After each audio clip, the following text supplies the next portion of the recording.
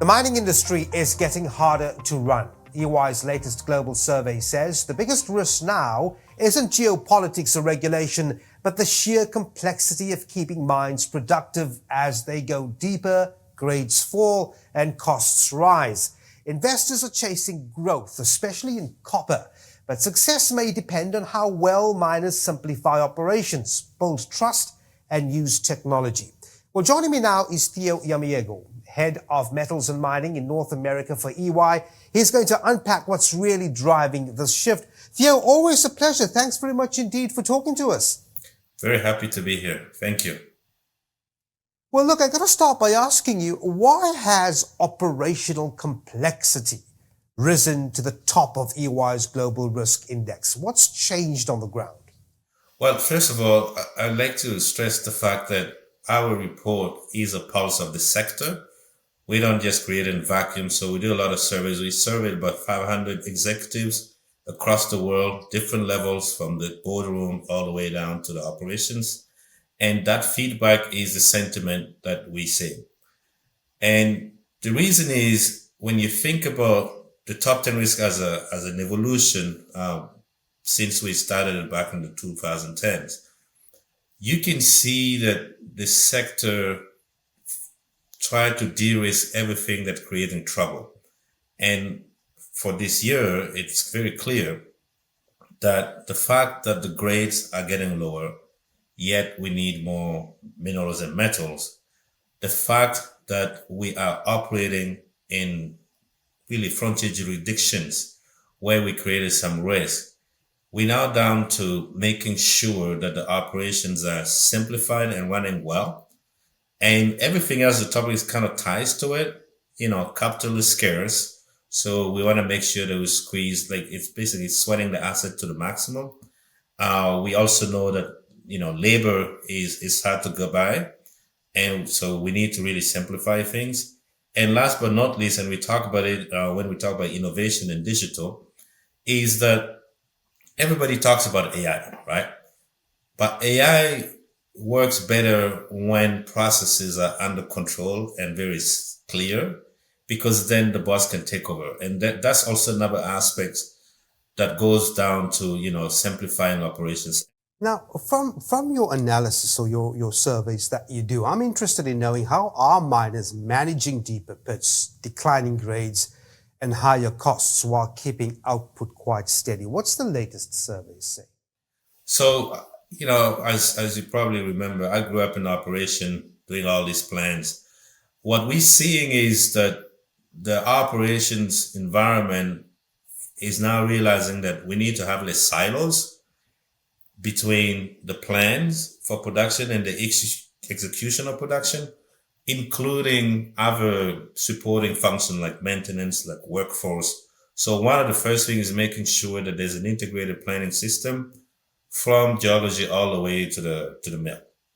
The second one is really being nimble in how you rearrange your production. In mining, as I always said, the job of operation is to deal with deviation to plan, because we know it's going to deviate, but you have to be good at reacting properly to it without cannibalizing or completely messing up the plan. So what we're seeing in our operation is, number one, large operation need to debottleneck, make sure things are simple and not complex. Number two is flexibility in how the operation gets run when you hit like an unplanned situation. And number three is the use of more and more technology, things like drones for surveys rather than the traditional survey systems. Things like having mesh of for the internet, so you can flow information quickly to decision makers. And so we're getting a tighter and tighter statistical process control to avoid the deviations. Now, Theo, you mentioned something in your preamble early on in the interview, and that's AI. How can AI and digital transformation cut through operational complexity? That's the biggest risk you're seeing at the moment, rather than just add to it. Yeah, I would say that, first of all, in the traditional approach of diagnosing complexity, you can use AI because you have so much data.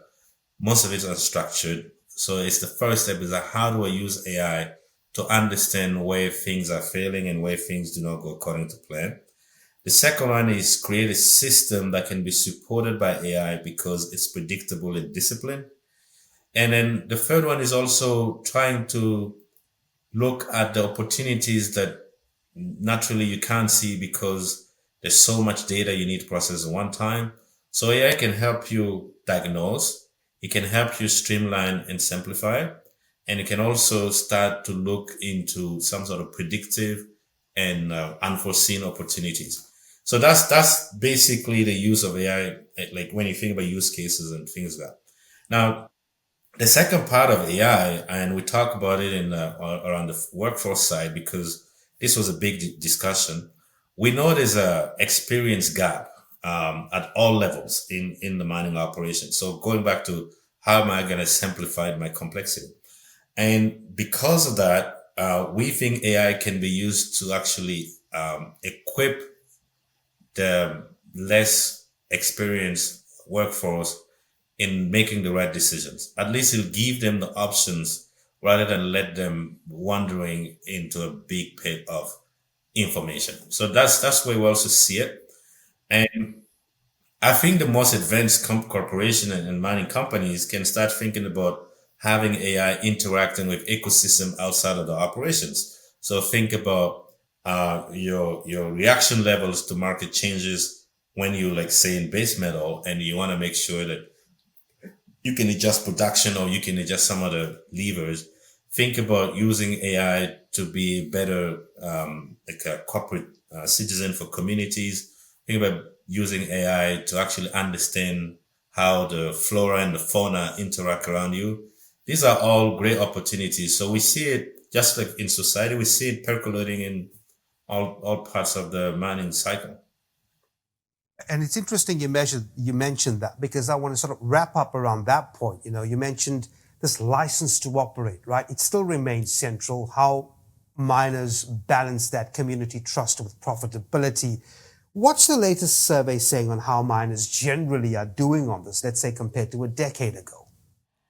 So we know that a lot of the large mining and metals companies are part of the ICMM, and ICMM has basically disclosed the amount of partnership being signed between mining companies and indigenous communities around the world, and the amount of investment happening beyond just the royalties and the paying taxes to governments.